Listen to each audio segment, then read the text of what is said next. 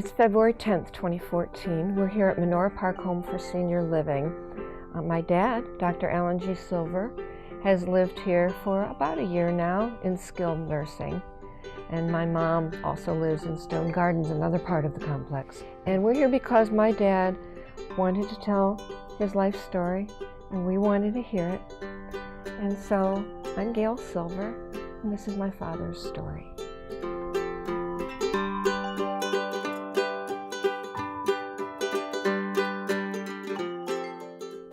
I'm Dr. Alan Silver.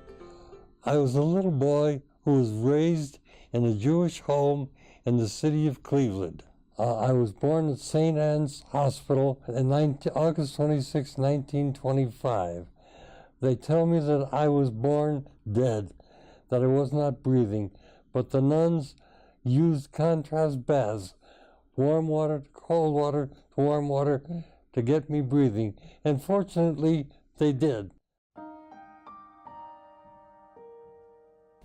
They had an apartment, I believe, somewhere in the St. Clair Avenue area, and I don't remember too much about it because in those days I was too young to notice anything about it. But I know that my mother lavished much affection on me. I remember growing up to the early ages with the comfort of my mother. She was a goddess to me. My father, Ted Silver, Theodore Silver, his name really was Isidore, but he changed it to Theodore. He didn't like the name Isidore. My father was a rough man, very rough. He was a very obstinate man. During the Depression, he had chances to make money if he would have gone to work for the WPA, which was a charitable organization. They built all kinds of things around the city. He had an opportunity to do that. He had an opportunity to do some other work that was strictly charity, and he absolutely refused. He said he was never going to be a person who was going to take money from other people. Well, I lived in fear. If my father raised his hand to scratch his neck or something, I flinched. Tell me what it was like at home growing up during the Depression. We one day drove out to the west side where the Siegels lived, and he started handing my parents cans of food. And I figured, what are they doing? Is this a store or something? I asked what it was, and they said, oh, we did some work for him, so he's paying us off in the food. And I think that's probably how he existed. My mother made soup, potato soup, with potatoes and water and pepper, and that was it. No meat, and we ate it. Daddy, do you remember being hungry? Were you hungry? If I was, I didn't say anything. Do you remember? I really don't. You know, when you're living in that kind of a state, you don't think about things like, I'm hungry, because there's nothing there. Grandpa Ted wasn't working, and Grandma was taking care of you, so there was no money coming in other than... Right. And it was at that point, when I was in the 10th or 11th grade, that I really started making money in music. And I kept my mother, I gave my mother whatever I made all that time. And she always said, I'll make it up to you someday. But she didn't have to make anything up to me. She was a wonderful, wonderful woman. Let's talk about that back in the Depression days, Grandma Gert, and and what happened to her, and when it was, and how that affected your family. I might have been 12, 13 years old. I really don't know. I don't remember. I know that I came down one morning and my father was having a cup of coffee. And I said, "Where's Mom?" He said, "She's sick." So during the time that Grandma was in bed, Aunt Ruth and Aunt Helen came, maybe for weeks. What do you think caused, if you had to guess, caused Grandma Gert to have a nervous breakdown? Because it was diagnosed as a nervous breakdown, Yes. right? What do you think caused it? She was afraid that we would not have any money, that we would be absolutely poor, even though my father did have a job at that point. She was afraid that we were going to lose everything. My sister came along 5 years after me, so actually she was a baby when I was, quote, grown up, all of 5 years old. I was expected to do a lot of things that I would have had to do when I was older. So Daddy, tell me a little more about your relationship with Aunt Edith. It was a loving relationship. I took pride in taking care of her, making sure that no harm came to her. I tried to help her as much as I could in many things, playing or at school or anything.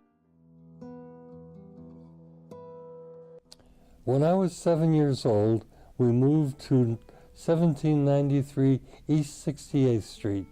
I remember it well. As a matter of fact, I can even remember the telephone number, Randolph 12035J, and I don't know what the J stood for, but it was there.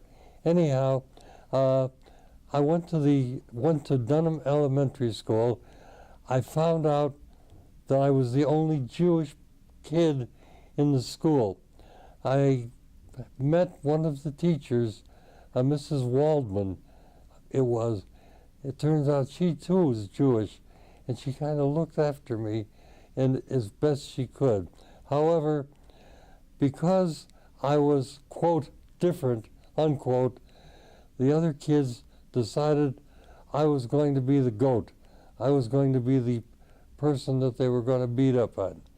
And they did beat up on me at times. Not as badly as they did when I got into the higher grades, but they still showed their ire because I was Jewish. Daddy, how did they know that you were Jewish? I had to wear a tallis underneath my clothes with the strings called tzitzis hanging out. They asked what it was. I told them, and that's how they found out I was Jewish. And as a matter of fact, the only time I showed the tzitzis after that was when we had gym class, and I had to take off my clothes. Did your mom know? Did your father know? How did they respond to your getting beaten up? My mother knew. She tried to comfort me. My father said, "You got to fight back. You got to fight back." Were you a good fighter? No. No, I was not a good fighter. I defended myself, but I was not a good fighter. I was not a happy child there. I really wasn't. I didn't like what was said. I didn't like what was done. Obviously, I must have learned something because they passed me. But until I got into junior high school, I really didn't care for school. I wanted a saxophone so badly, I kept talking about it, and I had an aunt, Ann Suddendorf, who really kind of took me under her wing. She told my mother, "Take him down to Wurlitzer's and buy him a saxophone. I don't care what it costs." We went downtown to Wurlitzer's, and I picked out a saxophone. It was $35. I remember that distinctly. It was a silver-plated saxophone, and I loved that horn. I really did. I practiced all the time. As a matter of fact, I think now that I used the saxophone and my practicing to keep from going outside where the guys were playing football and stuff like that, so that I wouldn't have to be bullied by them, by my lack of athletic prowess. My mother's father was at our home, and he saw me And practicing. what was his name? Ben Stein. He saw me practicing. He said, "That's very nice." He says, "But he'll have it for a month or 2 months, and then it'll end up in the attic like all of the other instruments did that I bought my children." And I heard that, and I made up my mind this was not going to happen. And I continued studying the saxophone. As a matter of fact, in the 9th grade, I met a chap who was in at high school, a year ahead of me, who had heard me play. He said he would like to form a band. Would I be willing? I said yes. We had a piano player, drums. He played the trumpet, I played the saxophone, and we played together. And one of my relatives, who was having a bar mitzvah, asked if I would play for the bar mitzvah. That was my first paying job. I think we got $3 a piece. Things began to change when I got into high school, because I got into the band there, and when they found out that I was an integral part of the band, they kind of backed off. I think they were afraid that they would lose the people who were providing them with dance music. And If they bullied you. if they bullied me, yes. And it was an awakening call to me, if you want to call it, because all through high school, I played, I made money. As a matter of fact, I started playing when I was in the 10th grade. I started playing at Waldemeyer's Cafe at 130th and Lorraine. I used to take a streetcar from 66th and Euclid to Public Square. From Public Square, I took a bus to 130th and Lorraine, played a job, 4 hours, got out at 1 o'clock in the morning, got back on a bus, went to Public Square, took a streetcar home to 66th. And I earned a grand total of, it was either $8 or $9, I'm not sure which I gave to my mother because it was during the Depression years, and we were not well off. And I wanted to help as much as I could. And I was so proud of myself that I was able to do this. As a matter of fact, at one point, when I was in high school, I was playing with a group that was playing down at the Hollenden Hotel, and I was earning big money. I think it was about $10 a night, and I was taking that home to give to my mother. When that job conked out, I was picked up by an accordion player whose friend was a drummer, and we played at this nightclub. The first night, we just played music. The second night, he says, "There's a show tonight." I said, "What's the show?" He says, you just play music. Just play dance music. And how old were you? 16? 14, 15. I think you said 16. Oh, 16, yeah. They thought, but how old did they think you were? 21. When this show came on, these girls came out dressed in scanty clothes, and as the show progressed, the scanty clothes disappeared, and I had a bunch of buns waving in front of me, swerving in front of me. I thought, oh my God, what am I going to tell my mother? I decided I wasn't going to tell her anything.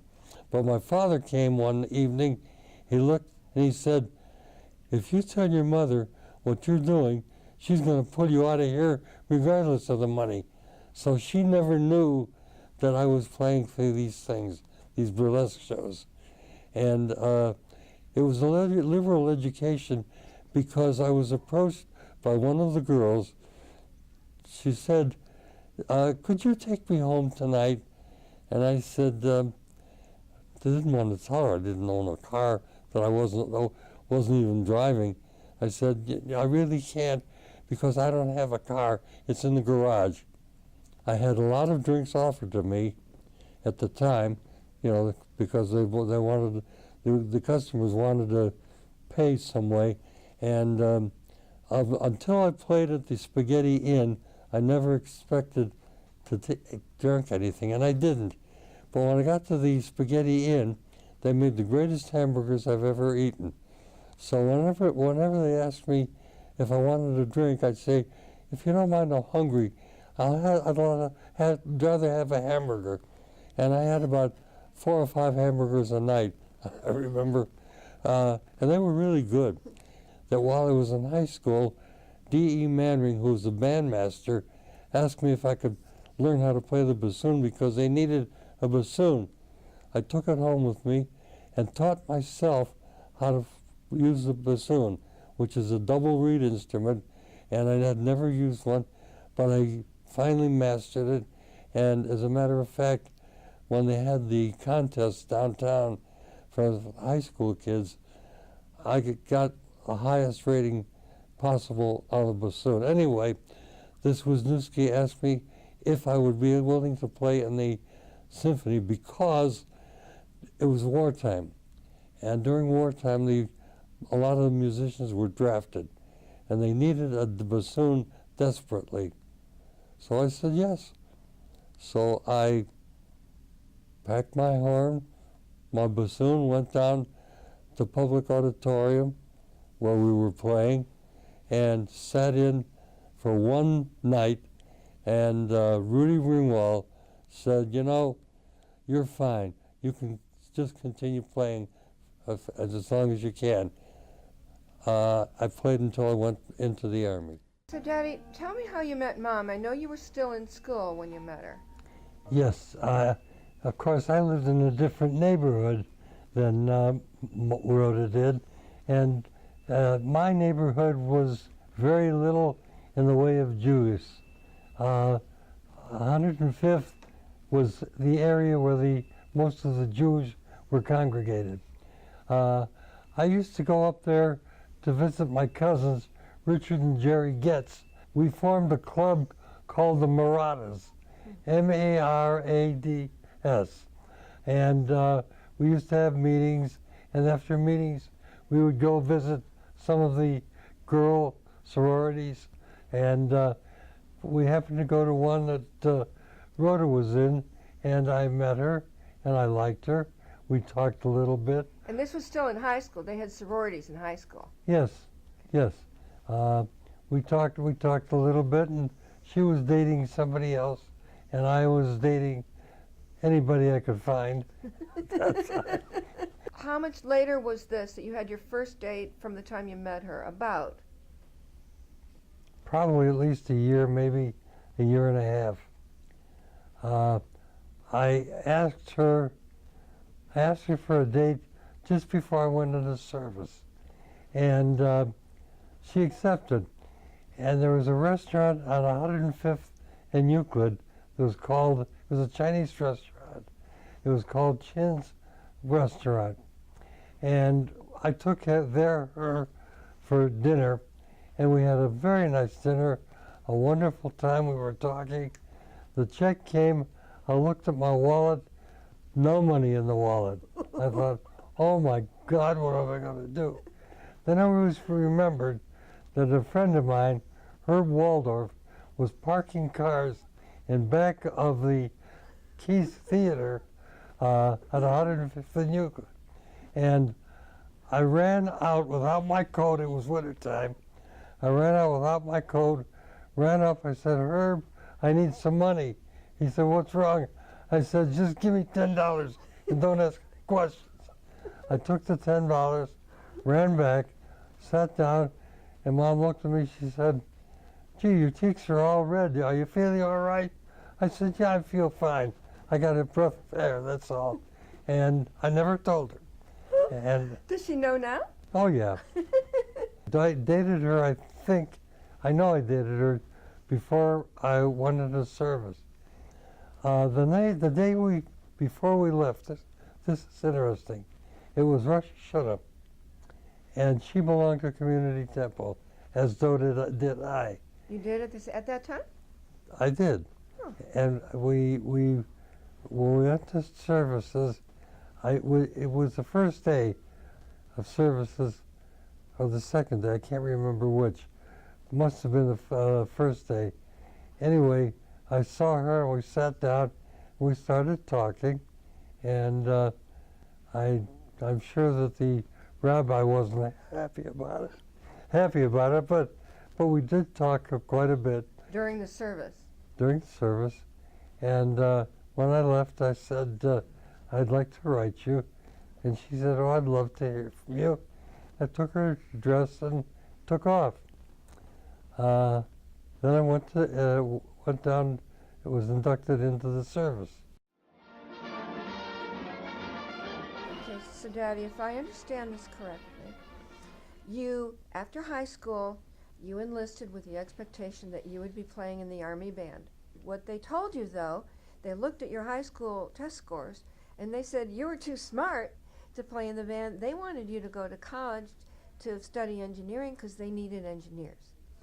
And you didn't have a choice, and so you said, okay, and you chose Columbia College, and it was all set, you thought, but first you had to do basic training. And then when your basic training ended, they had ended the specialty program Right. in any field, including engineering, so you didn't have a choice to even become an engineer at that point. No, I was in the infantry, period. So they said, soldier, you're going to be in the infantry. Right. And I went down to Fort Benning, Georgia, took the basic training, and then went to Camp Livingston. And Camp Livingston, Where's that? that was where I had joined the 86th Infantry Division. I was in the 343rd Infantry, and the part of the 86th Infantry Division. And I took more training there. We shipped out, we went to Europe. We landed in Le Havre, Which is where? France, coast of France. Okay. We fought through France, sometimes bitterly, but we fought What does that mean, bitterly? hard, difficult. During the Bulge, my feet were frozen, but I never reported a sick bite. The Bulge was on when we landed in Europe. I caught the absolute end of the Bulge. And then we continued on through to Germany. We entered Germany through Cologne. I remarked that the Cologne Cathedral looked like it had not been touched by bombs at all, and that I was shocked that it was still beautiful. We worked our way through Cologne, through Germany, and went to Munich. How did you go from place to place? How did you travel? Either by truck or on foot. Really? Yeah. Most of the time with distances, it was by truck, but sometimes by foot. What was how far would you walk on foot? Well, 25 miles was nothing. We worked our way through to Munich, Germany. When we got to Munich, there was a horrific odor. It's impossible to explain, but the smell was just awful. I didn't know why. Nobody told us. When we went through Munich, we found in the distance there was a bunch of fences, and it looked like there were pieces of cloths on the fences. It turned out the pieces of clothing were actually people who were prisoners in the camp. We went up to the camp, and several of us, we were told to wait, not to go through the gates. We stood outside the gates and looked at these people that were in there, and then we went through the gates, and I think I told you about the old man who was hanging onto the fence. This was at Dachau already? This was in Dachau. This was in Dachau, the prison camp.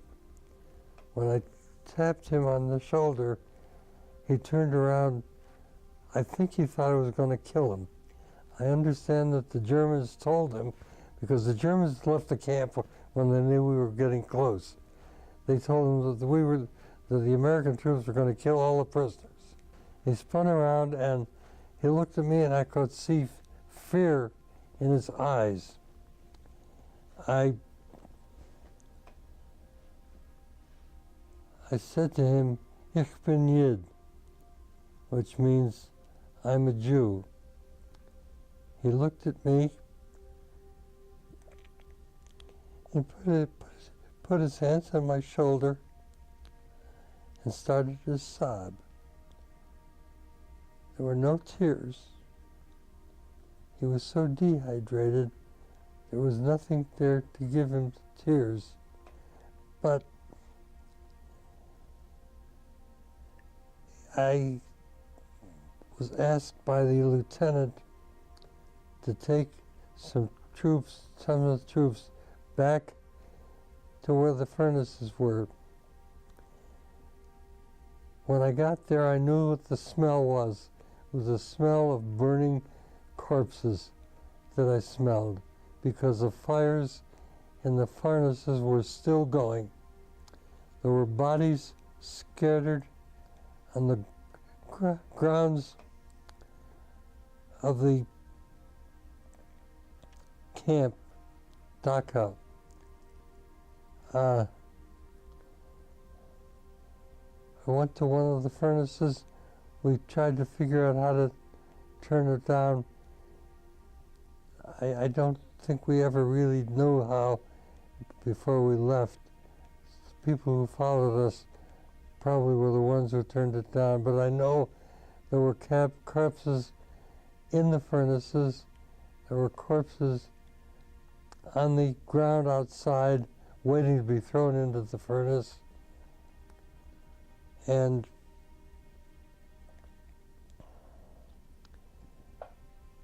I still can smell the smell of that camp at times, not as much as I used to.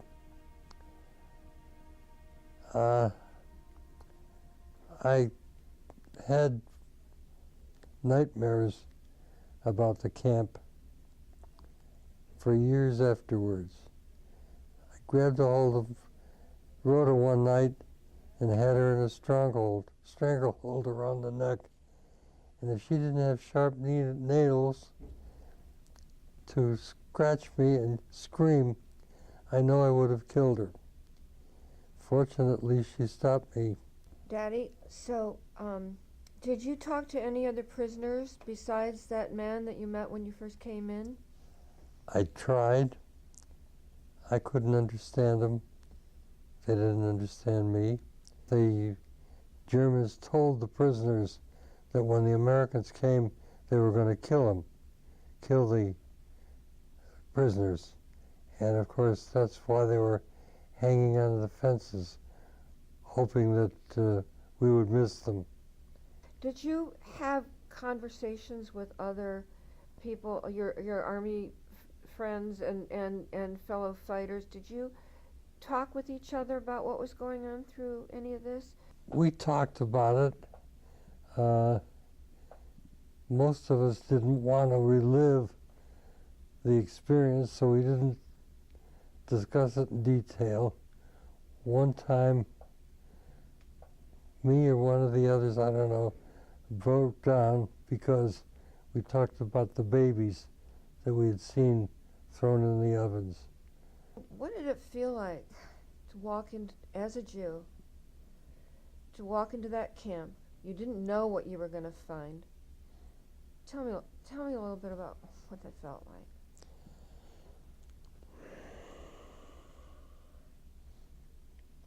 Sorrow, tears, pain, Shock. the smell, oh God, the smell, the look of the people who were basically human skeletons. Was there any sense of, did you see in people's faces after you were there for a little while, any sense of relief that they were now going to be liberated? What, the people who survived, did they? They didn't know what was happening. They had no idea what was happening. We didn't know what was happening. We didn't know they were going to be taken back to areas like rest camps where they would be screened and sometimes find other relatives for them. We didn't know any of that. All we knew was they were there and they were dying. And But they knew that you were they were no longer under German control when you were there, they thought at first that we were going to kill them. right? And when they saw that we didn't, that we actually started bringing in food for them. By the way, most of the food they couldn't eat because their stomachs were just not able to digest anything. They looked like moving corpses. They looked like gaunt. They looked like depraved, beaten. They did not look human. They did not look human. How long were you at Dachau? Maybe 24 hours. Oh, is that all? Sure, because we had to keep on fighting. So so you left and the people were mostly still there. Yeah. They were taking people out of there now. Our troops were taking people out and loading them on trucks and taking them back to other areas for whatever they did.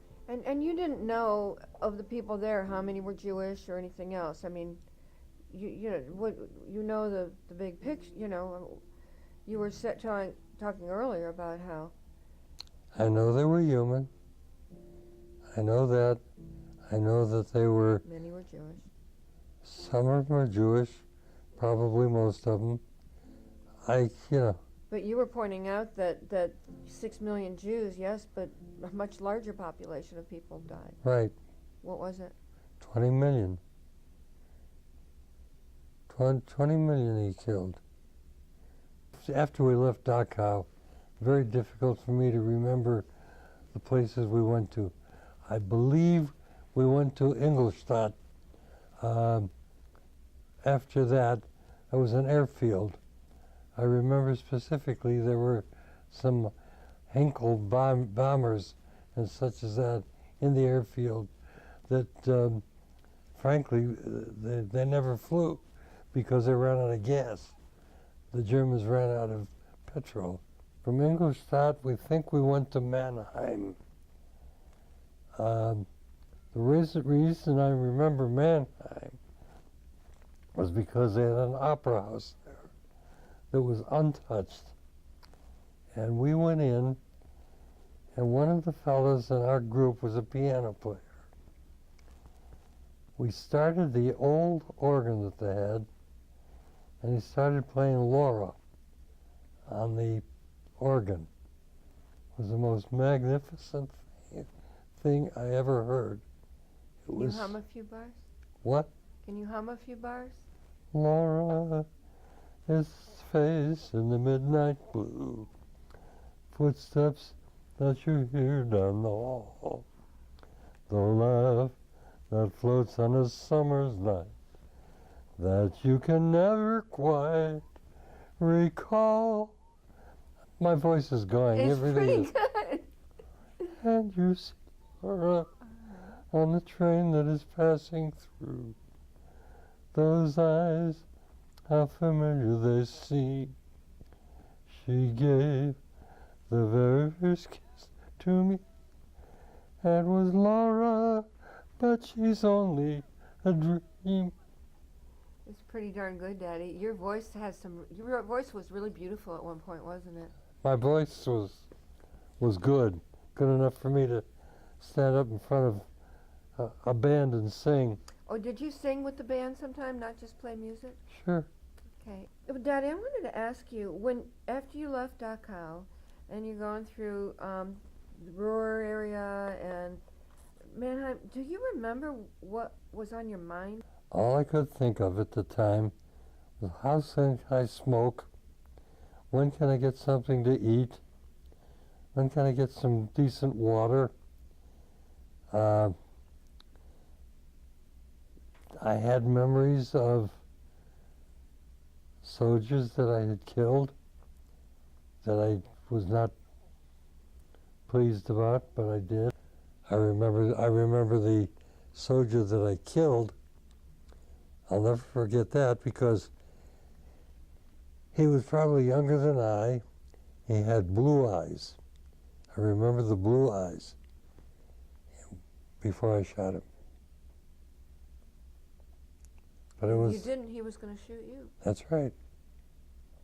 He was already, in fact, I think he did get a shot off at me before I shot him. It was in Mannheim, I think, that we heard the war in Europe was ending. In fact, I'm positive it was on Mannheim. And of course, at that point, all we could think of is, when do we go home? So when you came, did you come get on the boat? Do you remember how quickly it took to get home? Was there a lot of different modes of transportation? It took a long time to come home. Did you write to Mom and tell her you were coming home? From Germany? No. What I did was gamble. I played poker, and I made enough money to finance my engagement. Tell me about your reception at home. Did anybody meet you, and where? Well, first of all, wherever we landed, it wasn't in Cleveland. But I took a train to Cleveland. I called my mother and father and told them I was coming back. And when I got into the terminal at Cleveland downtown, the first person I saw was my Aunt Sarah. How she got there, I don't know, but she did. She ran up and threw her arms around me, kissed me and so forth. And then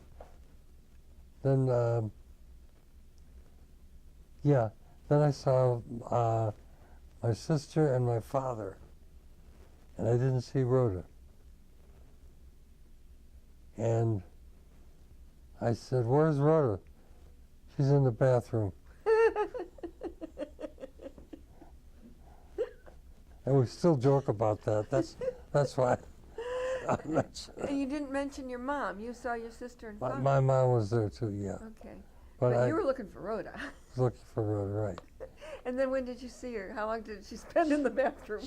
She came out after a while, and we kissed, and we sat in the back seat of the car on the way home, and I made arrangements to see her that night. I said, "If you're not busy, would you be able to go out with me?" She said, "Oh, you know I will go out with you now, just home."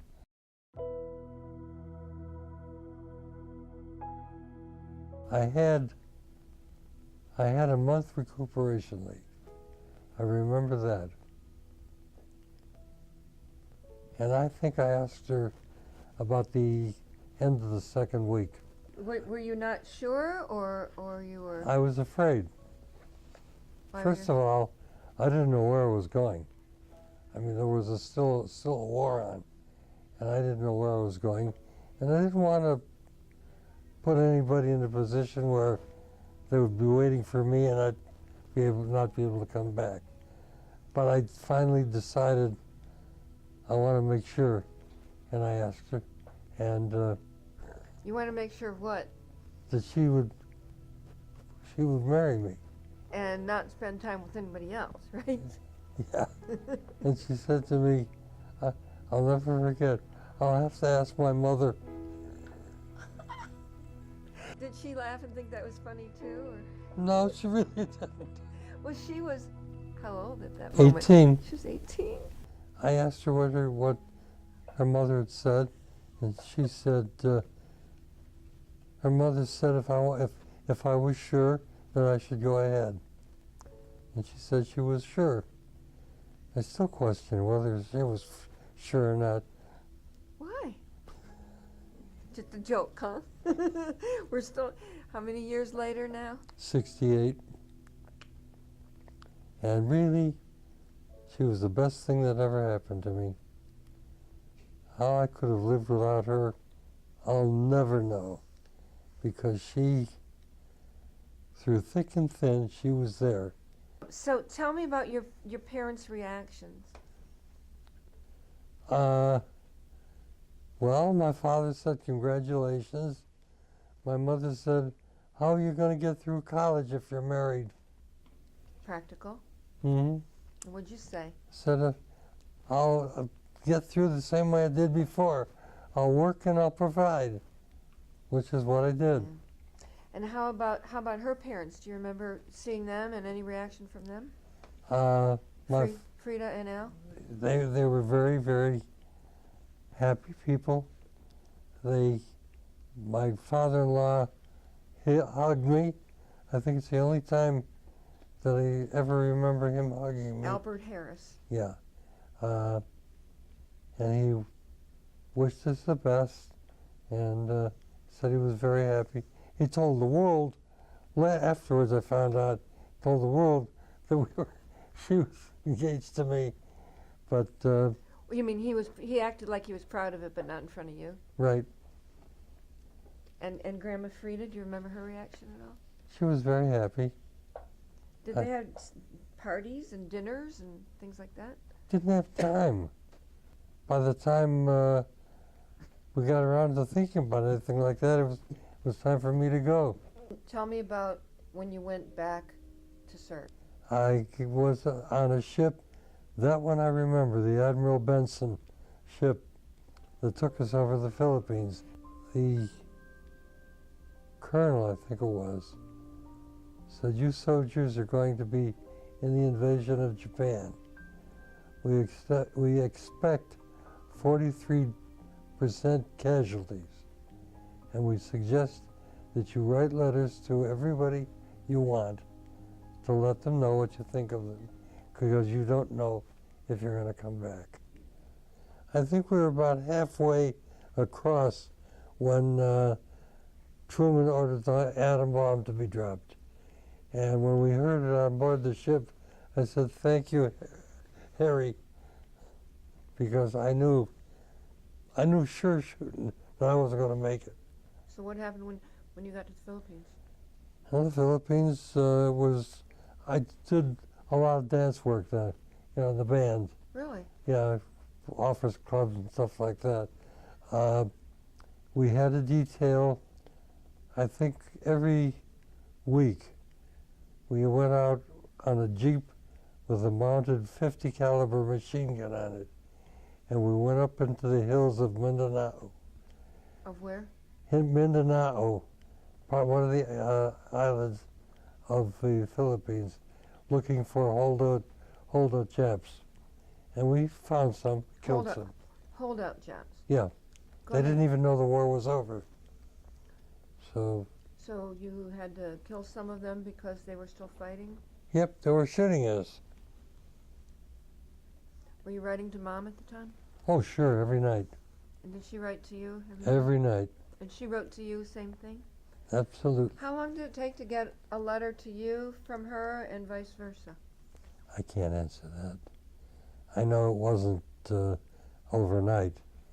But if she's writing them every day, you're getting one every day. Just about. How long were you in the Philippines? I think it was a little over a year. I mean, did they tell you, okay, your work is done here, you're going home? And we had a point system. We had points for being overseas, points for time served, points for this. I always felt that I should have been out sooner than I was, but you got home, and did you? How long did it take you to figure out when you'd be married? Just tell me about the discussions about the next step in your life. The next step in my life was going to the May Company. They said, well, when you come back, there'll be a job for you. So I went up and talked to them and had a job selling men's clothes. Was Grandma Gert still working there? Oh, sure. Sure. And what was Mom doing? Mom was working for GAO, General Accounting Office. When I came home, the first thing we did was set a date. And we picked the date September 8th. Why, I don't know, but we did. And we figured it would be cooler and not so hot, but it was hot as blue blazes. Okay, so Daddy, is there any other details of the wedding that come to mind when you look at the picture of you and Mom? God, was I young. Jesus, how I had the nerve to get married. I don't know. You were just turned 21? And Yep. Mom was? 19. Who decided on the flowers? Her? What My mother? Those are calla lilies, right? Right. Have those? She's always liked calla lilies, right? Yes. Was Mom? Did Grandma Frida plan most of the wedding? Do you think, or did No. Mom did? Mom did. She's always been a good party planner. You don't look real sweaty there. This was taken before the wedding. Oh, okay. All right. Well, good thing, huh? Yep. She looked beautiful. She was and is. Yeah, she is. Tell me about the honeymoon and where you were. Tell me all that. We went to Chicago. The reason we went to Chicago is because I had never been there. And Mom had never been anyplace. So we decided to go to Chicago because it was a hobbling town. And we called to get reservations. There were no reservations available any place. So I was complaining to my Aunt Ann, and she told my Uncle Walter that we were looking for a hotel in Chicago. He said, I'll take care of it. He went to Chief Matowitz, who was chief of police here in Cleveland. Chief Matowitz got me a hotel on the Loop, so to speak, which is the posh area. He got us a room at the Brevoort Hotel. The Brevoort? We got there to the hotel in the evening, went up to the room, and Mom started crying. I said, what are you crying for? Look at this room, it's terrible. We'd stared at the Allerton, our wedding night, with a gorgeous room. We came to this room, the 4x4 room, with a window opened up that you looked at a brick building next door. The mattress was straw. Straw mattress. I said, don't worry, honey. Well, I'll get you a hotel room tomorrow. So she went to sleep. I went to sleep. Got up the next morning. She said, all right, let's go look for a hotel. So we started walking. We walked down the main street of Chicago. There was nothing to be had. There was all kinds of conventions going on. So we decided we'd stay at the Brevoort, which we had to do. I had no idea how much money the room was. I had no idea what the cost of anything was, but we went. We went to the finest hotels. There was a guy doing artwork. He said, do you want your picture drawn? So I said, yes. So he sat down with the easel and etched it out and did the whole thing. He really did a good job, I thought. The price was, I think it was $30, which was probably A lot of money. half of what I had paid for the hotel itself. Wow. So, Daddy, tell me about the first years of your marriage, where you were, what occurred. The first couple of years, maybe the first year, we lived with my in-laws on Farland Road. Frida and Albert Harris. Right. Then we got an apartment off of St. Clair, I think it was East 90th, off of St. Clair. And it was at that point that Carla was born. With Carla, it was so exciting because it was the first grandchild on either side, and it was something that we really, really wanted. She was born on the day that I was taking my last final of my sophomore year in podiatry. I was sitting in the waiting room the day that she was born, going over my notes. I went to the school, took the final exam, did very well, and came back and saw Carla. And I'll tell you something, I was walking 10 feet off the ground. You were born when we lived on the apartment at Eddy Road. Gail, you were the frosting on the cake. Did you want a boy? No, never wanted a boy. I wanted whatever I got, and that made me so happy.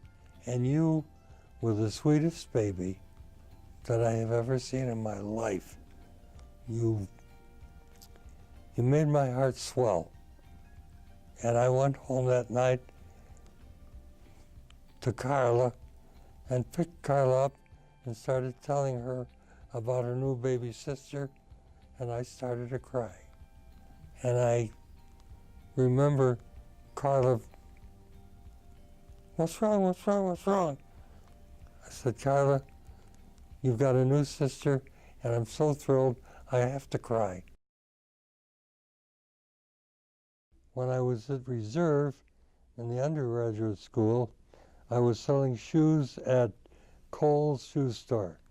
I was unhappy because I really didn't know where I was going. And there was a fellow there that was in podiatry school. He started talking to me about podiatry school. I went to his apartment and looked at some of his instruments.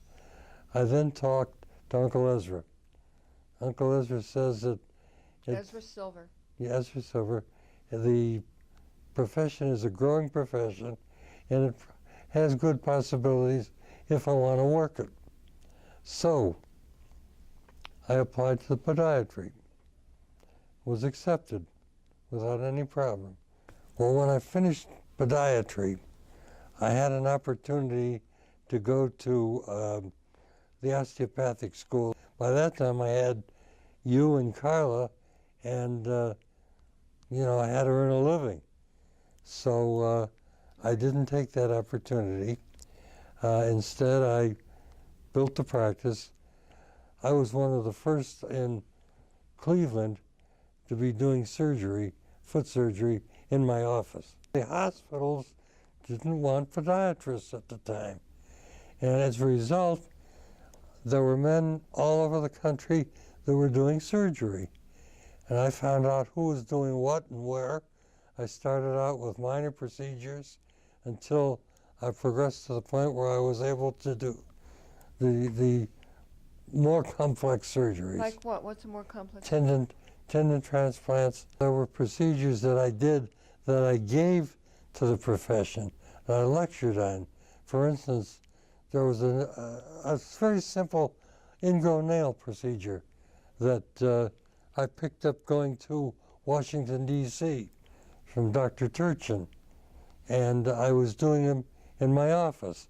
And word got back to here through some patients that heard about it, and that some of the guys asked me, let's see, I was still attached to the college at the time. So they asked me if I would show them procedure. And I had a whole seminar on nail surgery that I put on through the college. Through the Ohio College of Podiatry? Yes, that I was asked to join the staff at Bedford Community Hospital. And then when I got on the staff at Bedford, they asked me from Suburban Hospital, which is now Hillcrest, to come and staff with full surgical privileges, which I did. When you look back on those 40 years or so, how do you feel about your career? I felt that I built a practice on patient care. I felt that the people who came to me because of my knowledge. I felt that the physicians who referred me work, and there were a lot of them,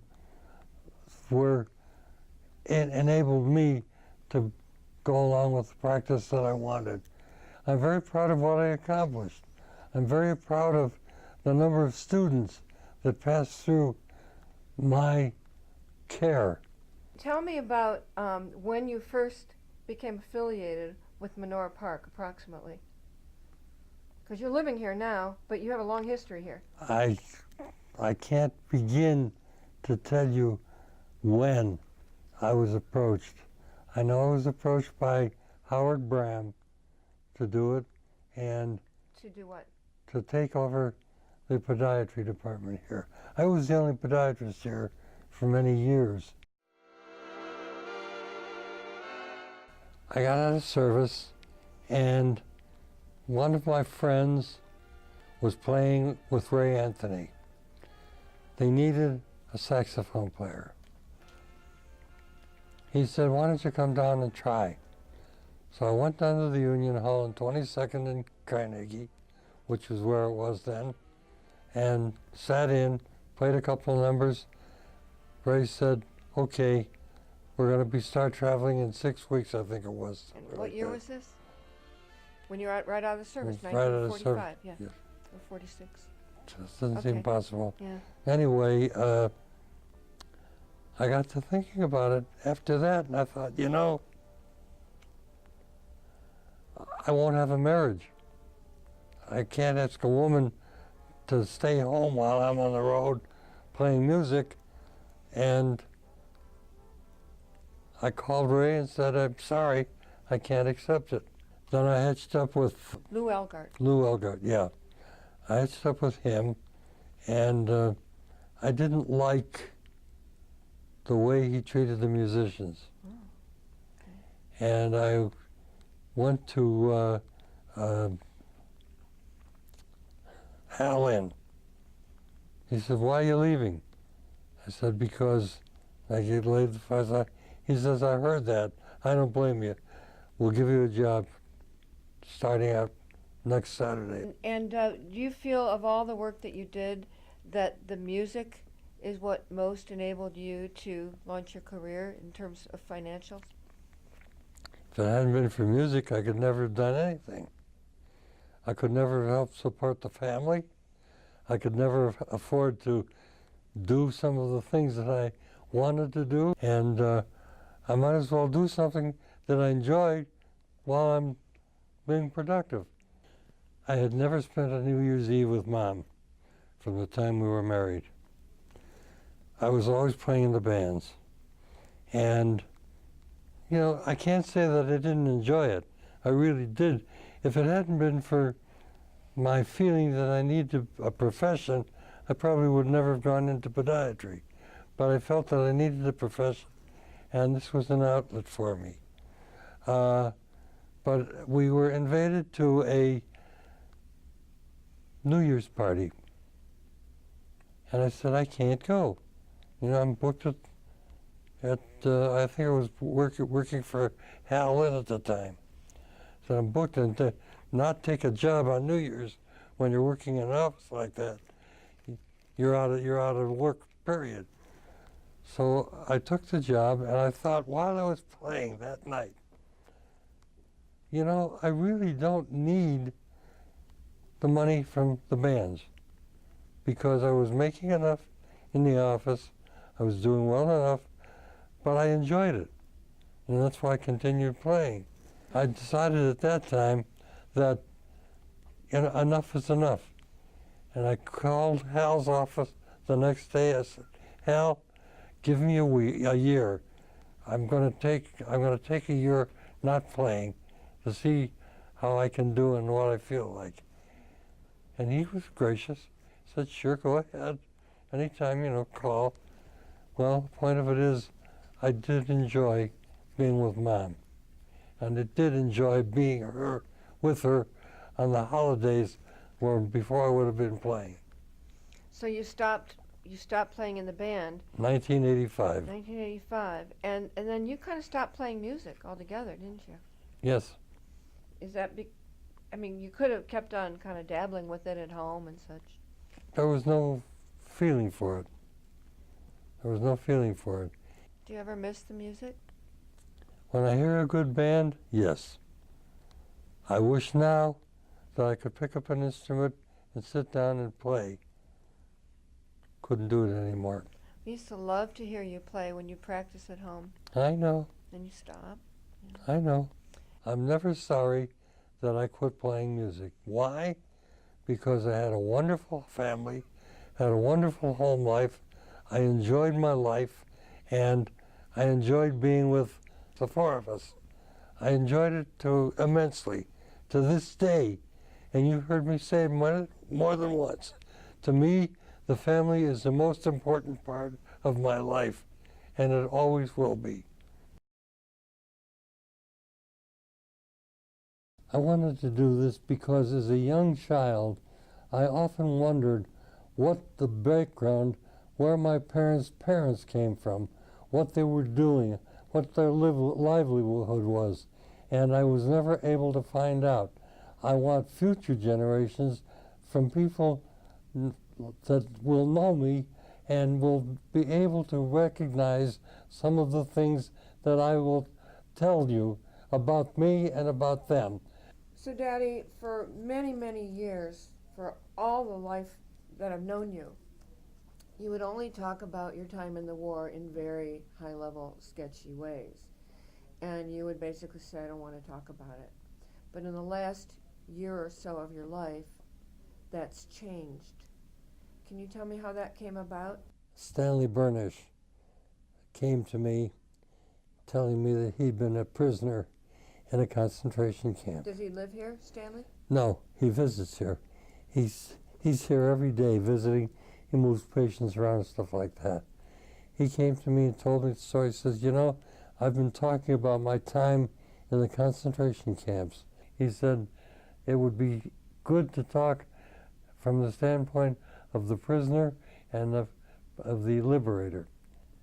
I had several conversations with him, and he said, if we do nothing else, we'll alert the younger generation to things like this that can happen. And that kind of got me. I said, well, if that's the case, I'll try it. And the first time was exceedingly difficult. 250 upperclassmen were there in the auditorium. The auditorium was filled. It went over very well. You could have heard a pin drop in the auditorium, and I felt better about it than I had before about talking to people about it. Why do you suppose that made you feel better? Because I thought I was doing some good. I thought that these kids had to know that there were monsters in this world that they have to be wary of. I think that we, as a race, should make the world a better place than I've done, than others have done. I want future generations. The issues from Rhoda and I want you to follow a course of honor and honesty and love. I want them to pick a profession where they can be happy, where they can be loving, where they can take care of their families. I want them, above all, to remember the most important thing in life, That's love of family. I've had a very, very happy life with my wife and my children and my families, and I want you, all of you, and I hope there are many of you, to be as forthright and as honest as I have tried to be. And I love you all, even though I'm not here. For the last year of his life, Dad and Stanley Bernath continued their mission, survivor and liberator, telling their stories of the Holocaust. Dad reported that his nightmares, which he said always included the vivid stench of the camps, finally ceased after nearly 70 years. Stanley, who is 92 at this recording, continues the mission and says he mentions Dad every time he presents. Alan Silver died on July 22, 2015. We, my sister Carla Newberry and I, also buried our mother, Rhoda Harris Silver, just 4 days later. She died the night of Dad's funeral, having contracted a MRSA infection, most certainly from visiting Dad in the hospital every afternoon for weeks, despite her own pain and difficulty in getting around. As grass slowly began to emerge at their graves, it was all on Mom's side. Most certainly, that was Dad, making sure that his love of 70 years received whatever gift he was able to send her. This is Gail Silver. Today is February 4th, 2019.